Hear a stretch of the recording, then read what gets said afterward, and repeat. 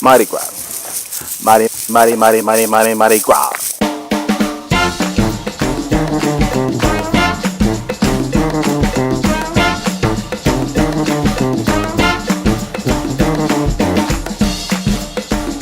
Happy Mardi Gras, everyone. Today is officially Mardi Gras 2018, Fat Tuesday. So in the spirit of Mardi Gras, in the spirit of New Orleans, as a foodie, as a sommelier, as a wino, and as a former New Orleans resident, I am here to help you make seafood gumbo. Okay, seafood gumbo. Now it sounds really crazy, but the end result is going to be so amazing. I love this dish, and it's so versatile.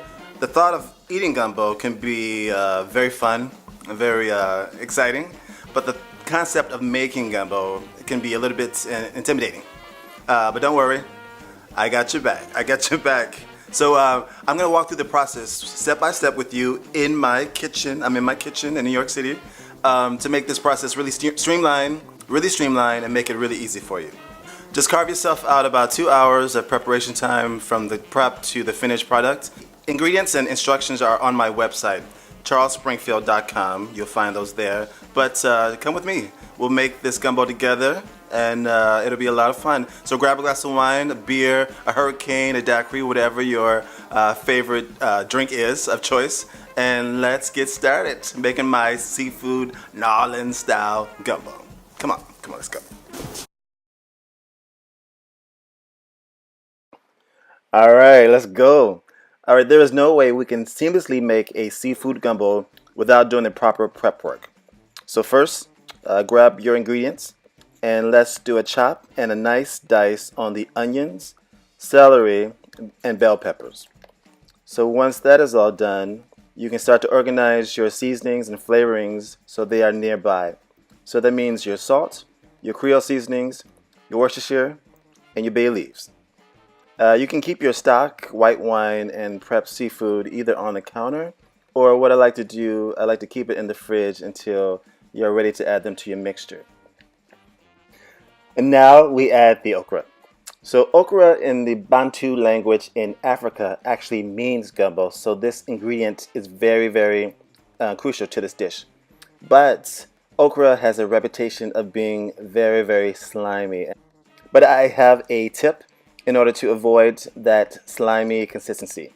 So preheat the oven to about 350 degrees. Take your chopped okra and lay the okra on a cookie sheet. So lay it flat, spread them out. When you put the okra into the oven, the heat will magically evaporate all that moisture, dehydrating the okra. Therefore, you can have your okra and eat your gumbo too.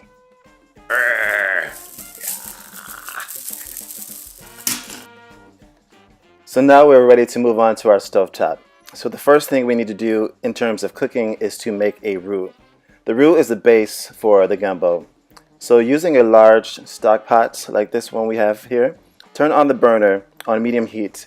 Add a stick of butter. I just used the whole stick. I didn't chop it up, just throw this whole thing in there. My concept is it will eventually melt, so you'll be fine. So on that note, let the butter melt for about 3 to 5 minutes and slowly add in the flour. So you want to whisk it slowly because you want this flour and butter to really mix together. As you stir the roux together, watch it go from chalky to smooth. And then add 1 teaspoon of Creole seasonings to the blend. This will allow you to build in flavor throughout the gumbo making process. I really like this because the gumbo process is really layered, so the more flavor you can add in each layer, the better off you'll eventually be. I actually prefer the roux to be more of a peanut butter or a caramel in color, so that should take about 15 minutes to achieve that color. Now, taking a break from stirring the roux, grab your holy trinity, that is the onions, celery, and bell pepper mixture. Then you can use red bell pepper or yellow bell pepper if you like, but I like the freshness of the green bells. Stir in the trinity for a few minutes and then add a small amount of garlic. Now, I love me some garlic. It's a great flavoring, but we only want the contribution to this dish to be very mild.